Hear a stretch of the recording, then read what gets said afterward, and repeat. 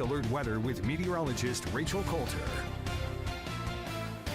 And you don't have to zoom out much to see Hurricane Erin on satellite and radar just off the coast of the Carolinas as a Category 2 hurricane. You can see that clearly defined eye at this time, starting to get in range of some of the radars that are along the east coast as well. So the rain's not all confined to the northwestern quadrant there of this hurricane, but it just goes to show that it's starting to get a little bit closer here. So we're starting to see what the rain is doing. A few bands starting to approach there, the Outer Banks as we speak. Here at home, much quieter, but we do have the threat for some flooding not associated with Erin later on this afternoon and evening, mainly in our westernmost counties, the mountains down towards the foothills, and localized flooding risk there today.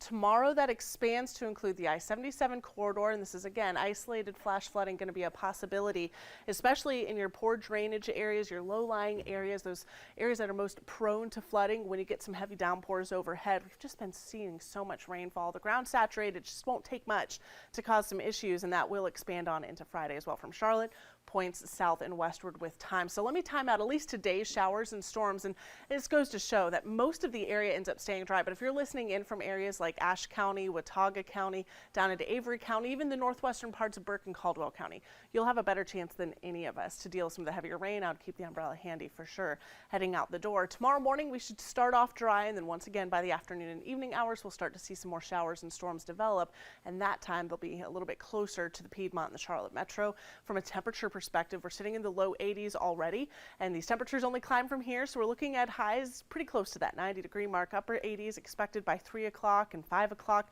with a mix of sun and clouds and an isolated shower storm chance. Can't rule it out, but I do think the best chance will be towards the west. Rain coverage starts to pick up by the end of the week and the start of the weekend. Temperatures come down. We're talking about highs back in the low to mid 80s by the time that we get towards Friday and Saturday afternoon. But the big story is actually with a cold front that arrives next week. That's going to be pushing through on Monday. And look at your forecast dew points. I show this because this number just tells you how it's going to feel outside. And when you have dew points in the upper 60s to around 70 degrees, it just feels sticky, if not tropical outside. This cold front moves through and we're dropping back into the comfortable, if not the pleasant range, with dew points getting back in the 50s Tuesday, Wednesday, on into the extended forecast. From a temperature side of things, we'll still be reaching the low 80s, but look at that morning low temperature on Tuesday morning, low 60s.